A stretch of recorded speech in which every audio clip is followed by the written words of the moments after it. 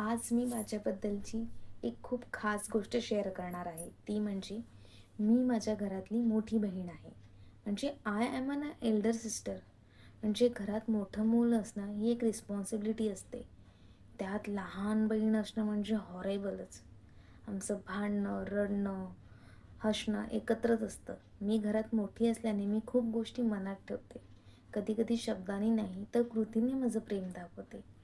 पण स्ट्रॉंग दिसणं मात्र हा भाग नाही. माझा फनी पार्ट म्हणजे कधी-कधी मीच एक छोटं बाळ होते. म्हणजे इथपर्यंत की समोरचे काकू म्हणतात, की "तुमच्यामध्ये लहान कोण आहे तुम्हाला माहिती आहे का?" तर ते म्हणतात की मी म्हणते की माझी लहान बहीण. ते म्हणतात, "नाही, अंकिता तू आहेस लहान." तर ताई म्हणजे मोठी, स्ट्रॉंग, सीरियस आणि सिक्रेट कोणाला माहीत नाही ATM कार्ड असते, असं तिला वाटतं. पण हां, थोडाफार प्रमाणात असं वाटणं चांगलीच गोष्ट आहे. आम्ही एकत्र शॉपिंग करतो, खायला जातो, फिरायला जातो. छान गप्पा रंगतात आमच्या. आमच्यामधलं बॉन्ड खूप स्ट्रॉंग आहे. तो खूप मारामारीही करतो आणि एवढं की एकमेकांचं रक्त काढेपर्यंत. आणि अशीच एकदा फार मोठी मारामारी झाली होती. त्यात आई-बाबा आम्हाला खूप ओरडले होते.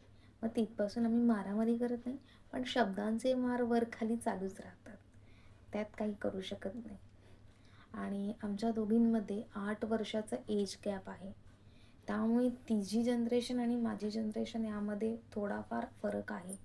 त्यामुळे मी तिच्याशी ॲडजस्ट होण्यासाठी मी तिला सांगितले, की मला ताई वगैरे म्हणायची, दीदी वगैरे म्हणायची गरज नाही. तू मला नावाने हाक मार, त्यामुळे जास्त आणि एक मोठी बहीण म्हणून मी तिच्या बाबतीत खूप जास्त प्रोटेक्टिव्ह आहे. तिला कोणी हर्ट करण्याचा प्रयत्न केला, तर तो व्यक्ती माझ्यापासून लपू शकत नाही. आणि दुसरी गोष्ट म्हणजे मी तिला अभ्यासातही हेल्प करते. ती मला नवीन-नवीन गोष्टी शिकवण्यामध्ये हेल्प करते.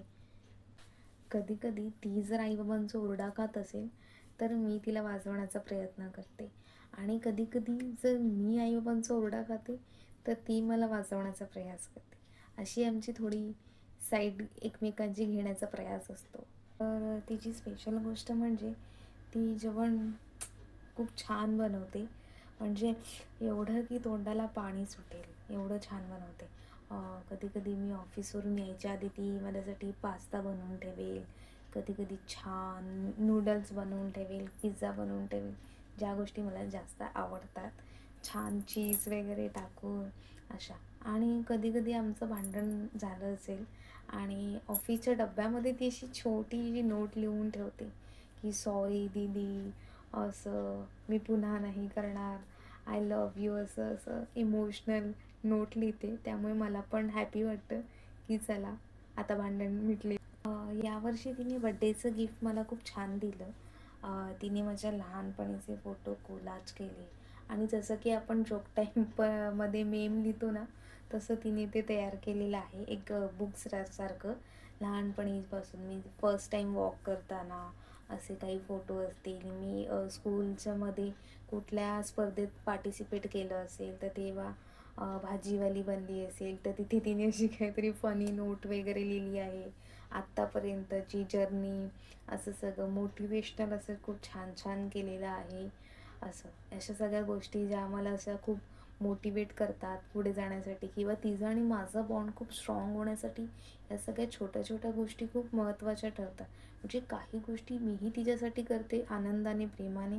काही अशा गोष्टी तीही माझ्यासाठी करते, की अरे वाह! की समोरच्याला एक सरप्राईज आलं पाहिजे, की आपला जवळचा माणूस या गोष्टी आपल्यासाठी करतो. आणि या छोट्या-छोट्या गोष्टीच असतात, की ज्याने आपल्यामधलं नातं सुंदर राहतं. या सगळ्या गोष्टी कोणीही कोणासाठी करू शकतात. आई-बाबा मुलांसाठी करतात, मुलं आई-बाबांसाठी करतात, मित्र-मैत्रिणी एकमेकांसाठी करतात. म्हणजे छोट्या-छोट्या सरप्राईज देण्यामधून छोट्या-छोट्या गोष्टींमध्येच खूप आनंद लपलेला असतो.